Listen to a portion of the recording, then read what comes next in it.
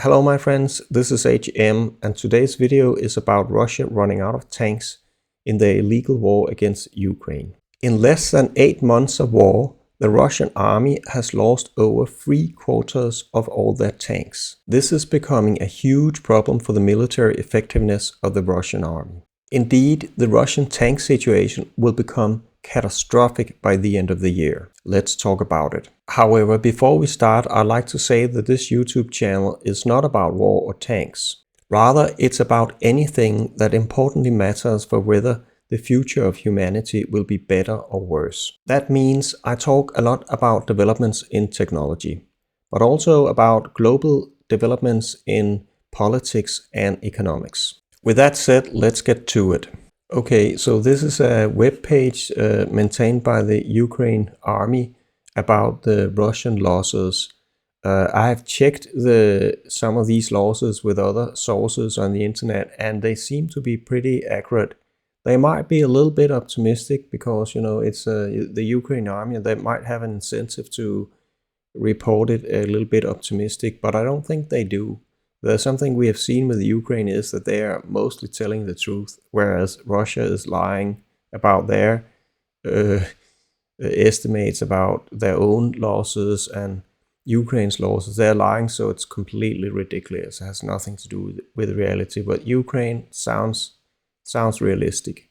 So with that out of the way, let's take a look at this page here.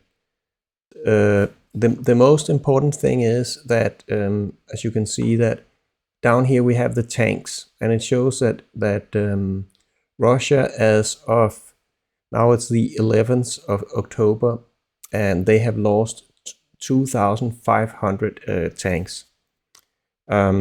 That's an enormous amount of tanks. It's down here. It's calculated to be almost 76% of all the tanks they had when the war started, which is 3,300 tanks. So that's a lot.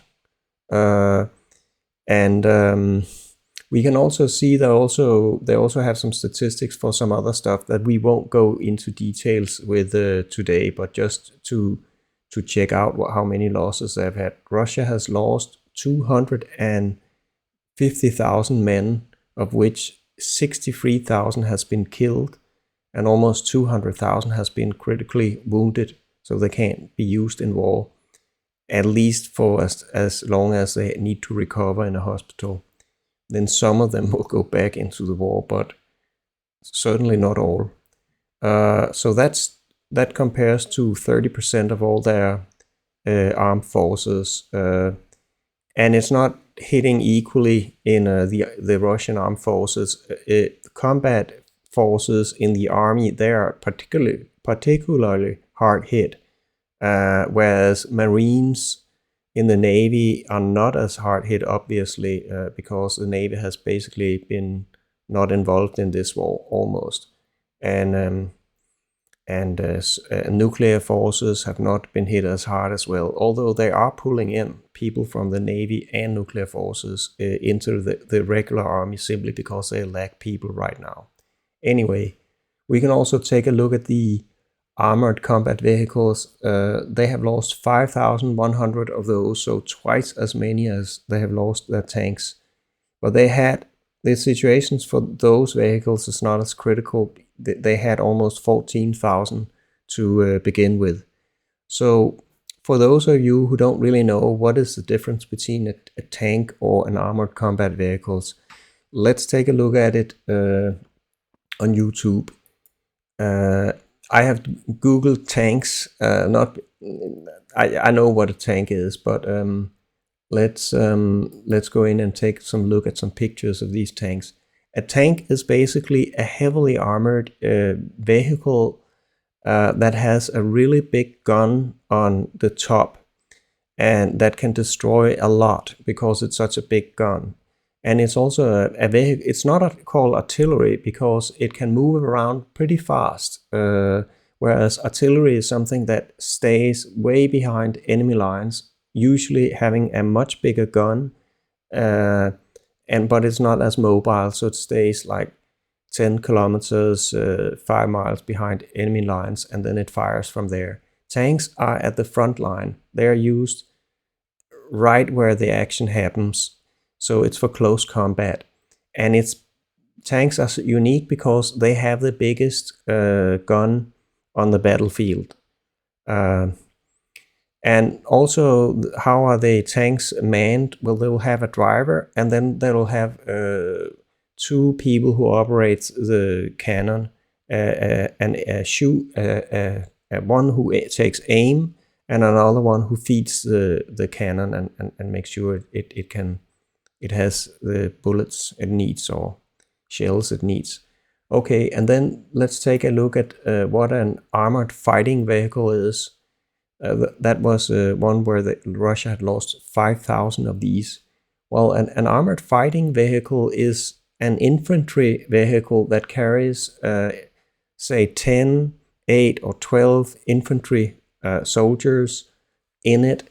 It's armored, but not as heavily armored as a tank.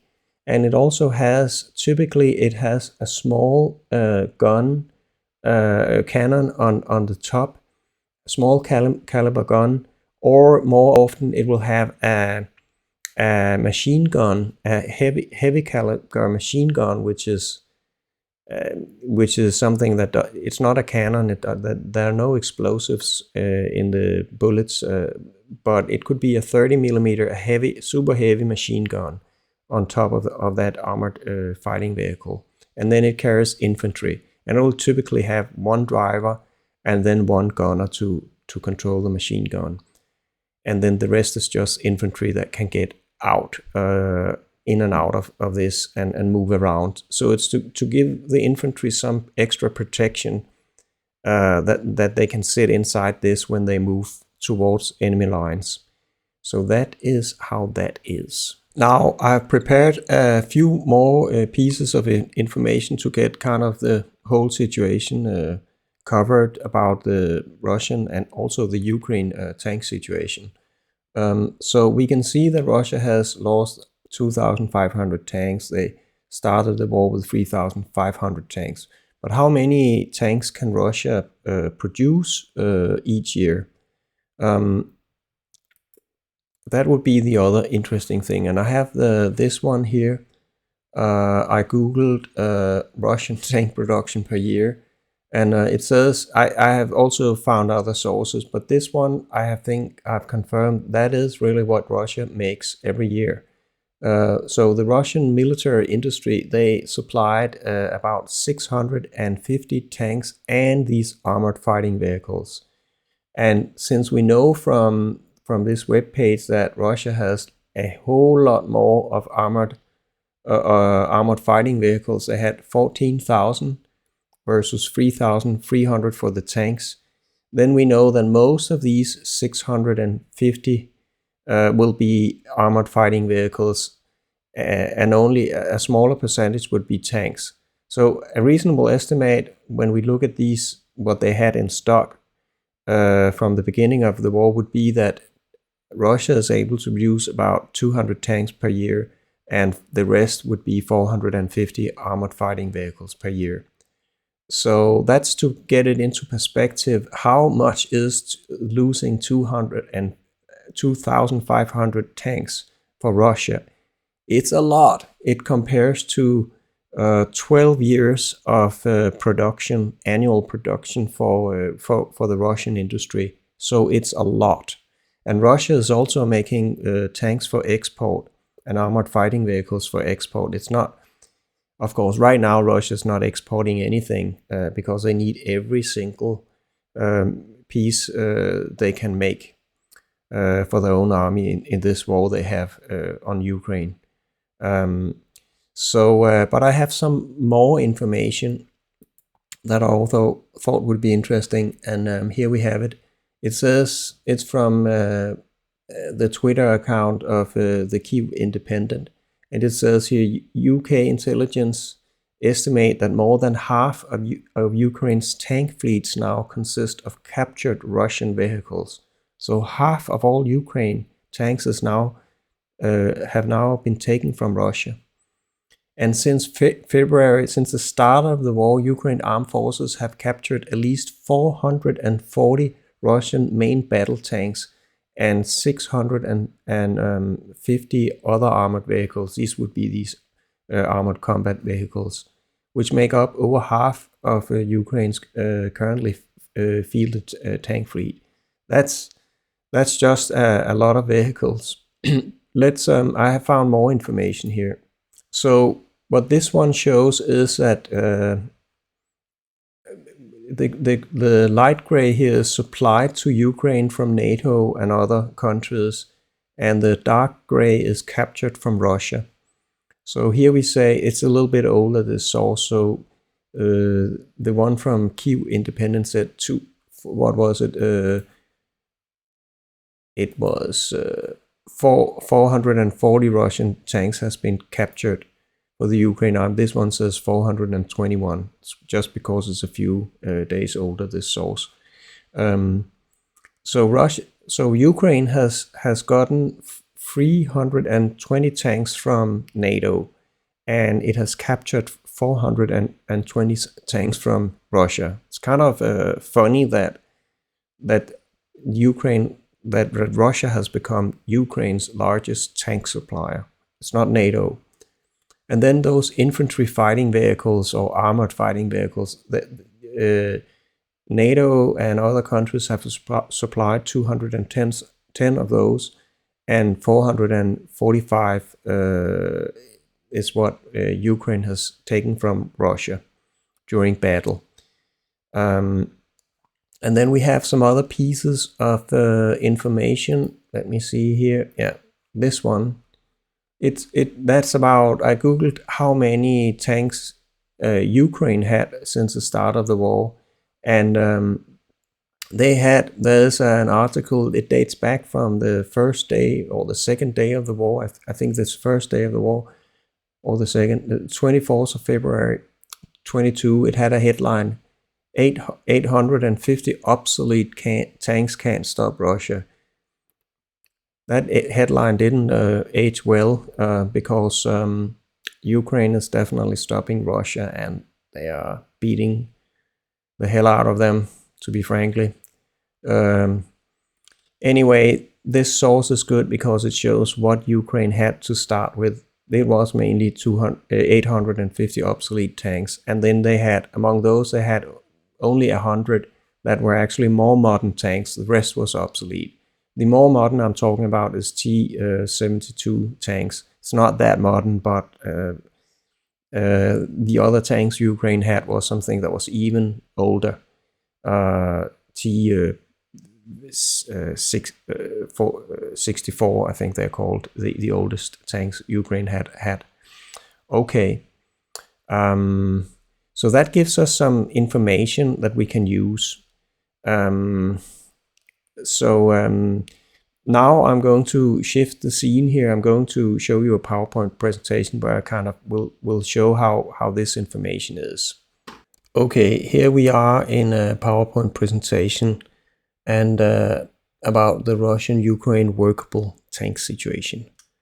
And what Russia started out with in February at the beginning of the war was 3,300 tanks, of which likely 2,000 were modern T-72s and T-90 tanks, and the rest was old tanks like the T-64 tanks. And Ukraine, they started the war with about 850 tanks, of which only 100 were modern T-72 tanks, and the rest were older tanks. And the situation now in the battlefield here in October is that Russia has about 800 tanks left, which 150 could be the modern T-72 types, and the rest T-64 tanks. The reason I think that Russia has suffered almost only modern tank losses is that, of course, Russia didn't need all their tanks when they started the Ukraine offensive. So they attacked Ukraine with all modern tanks. And they have, of course, activated their modern tanks as they had losses. They sent their other modern tanks in. It's only now that they are getting desperate, that they are taking the old tanks into the battlefield.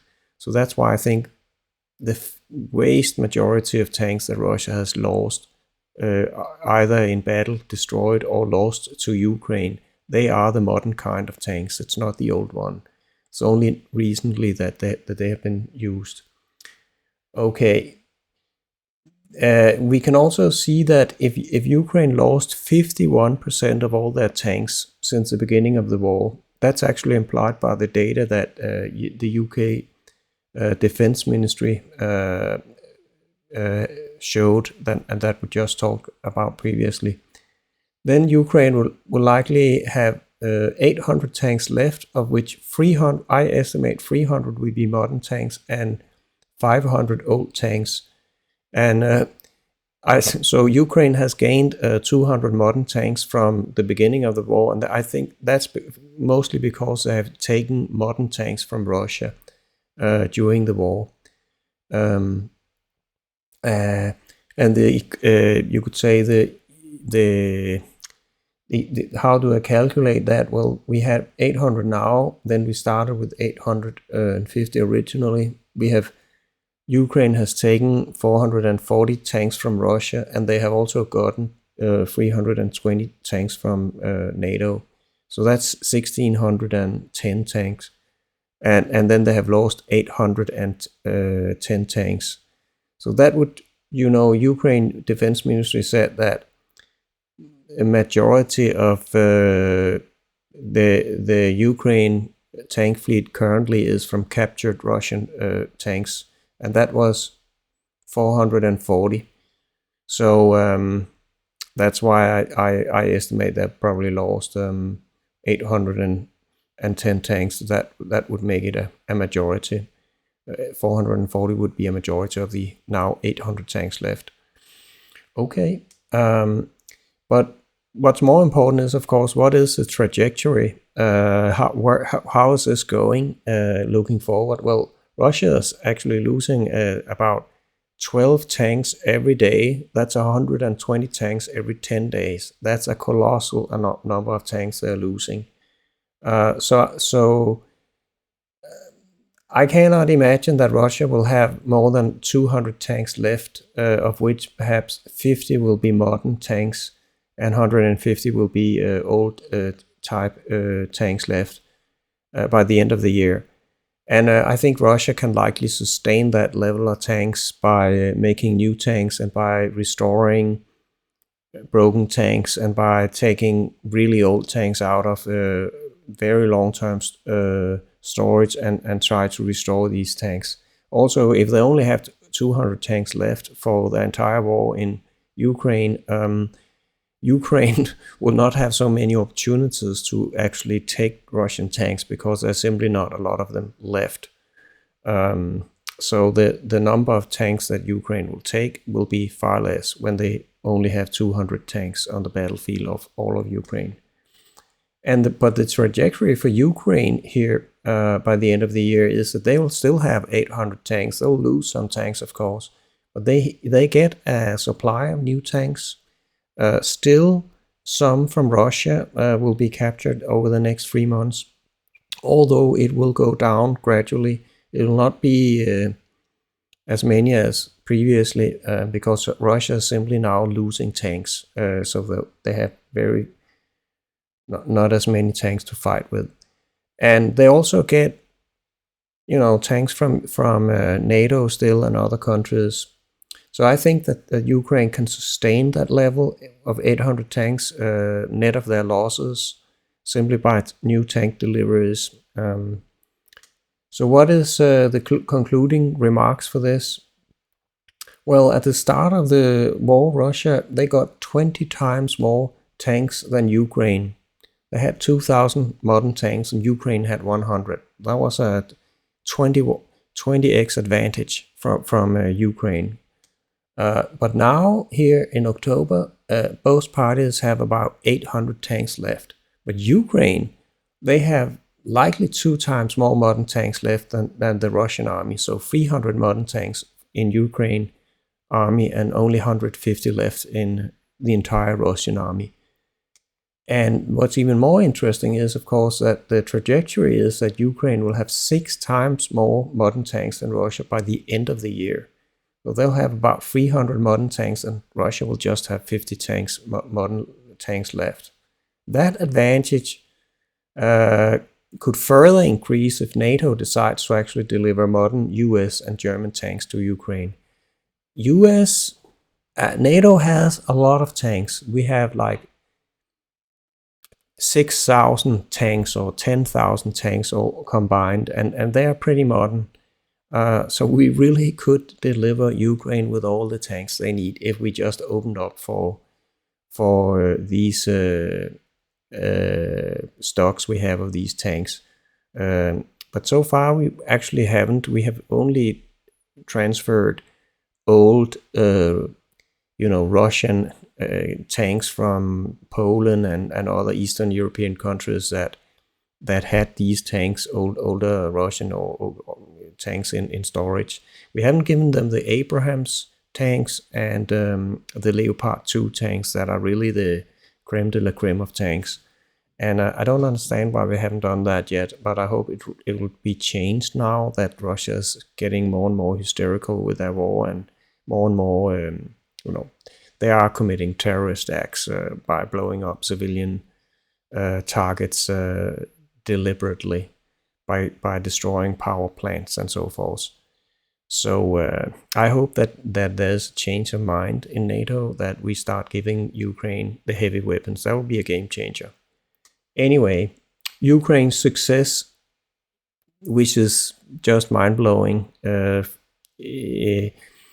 because they have turned it from absolutely not being the small dog here with 20 times less of the modern tanks, and now they will ended up with 6 times more.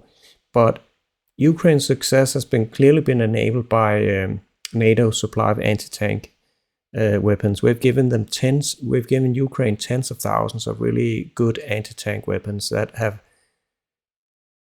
taken out all of these Russian tanks. It has been, Russia didn't have any plans that Ukraine would have that many anti-tank weapons to fight their tanks with, and so they're losing, and that's really the main reason that Russia is losing tanks so fast. How does Russia's tank losses affect the situation at the battlefield? Well, currently, Russia has been able to just take new tanks in from storage and keep their tank level at, I don't know, they probably deployed 1,200 tanks in the beginning. Now they have 800 left, and that's sinking drastically. It will have a massive effect on the battlefield. Specifically, Russia will lose its ability to conduct effective offensive operations. They won't be able to attack Ukraine position with the same force as if they had tanks to do it with. And the reason is, of course, that the tanks play this unique role in the battlefield. They have the biggest gun of any actors on a battlefield. And without them, Ukraine's ability to destroy heavily fortified positions will just be severely reduced. They could call in heavy artillery, but heavy artillery is not precise. At least the Russian heavy artillery is not precise at all. So they have to make hundreds of rounds of heavy artillery before they actually hit something, whereas a tank can hit another tank with one precise shot. So really, it is tanks you need in order to be effective in an offensive operation on the battlefield. And Russia, they think they have a hard time now with 300 to 400 killed per day and 3x that wounded. That's also a lot of losses. But when they only have 200 tanks left by the end of the year, and Ukraine still have 800, and they might get super modern tanks from NATO, then it's going to be a nightmare for Russia. I think they could lose between 1,000 and 2,000 people per day if Ukraine attack with all these tanks it's not going to be good for Russia. But let's see. That's kind of what I had for this PowerPoint presentation. I started my video by saying that this YouTube channel is about things that importantly can affect whether we will have a better or worse future for humanity. So how does this video about Russia running out of tanks have anything to do with that? Well, it has. I think it's something that importantly affects whether Russia will win or lose. And I think it's very important that Russia lose this war completely in Ukraine, meaning that they gain nothing from conquering other territories, trying to grab their land and their people. If Russia gain anything from that, then Pandora's box will be opened, and every country will see, okay, we can now we are living in an era where we can start stealing from neighboring countries and get away with it. So it's very important that we shut down that Pandora's box, keep it closed, so we can't have this back to the Middle Age policy of beggar your neighbor policy, where you stole from your neighbors. My own country, Denmark, here, we were Vikings, we were plundering other countries. That's kind of how it was in the old days. And we need to, and Russia think that they can take that back and start, expanding their empire and start taking more land and people under their control. And it's insane. It will open up for a worse future for humanity, where war will be non-stop everywhere. So we need to make sure Russia lose this war and are beaten completely out of Ukraine. And that's why I thought I would talk about something that I thought about that could affect this war significantly. So I hope you thought that was an interesting video. I'm going to make many more videos. I think it's a funny thing to do these videos, and I have a lot of things on my mind that I think I can give an interesting view about things that happens. So I hope that you will upvote my video, and I hope that you will subscribe. This is my first video. You can see number 1 down there. If I get to 1,000 subscribers, I can also start doing live stream here at YouTube. And I think that could be funny because it will be more engaging. So with that said, I think I'll give the last word to the Finnish Prime Minister, who talked about the war, and that will kind of end my video. So let me just change the scene here. Way out of the conflict. Way out of the conflict. The way out of the conflict is for Russia to leave Ukraine. That's the way out of the conflict. Thank you. And that's also a goodbye from me. Thank you very much.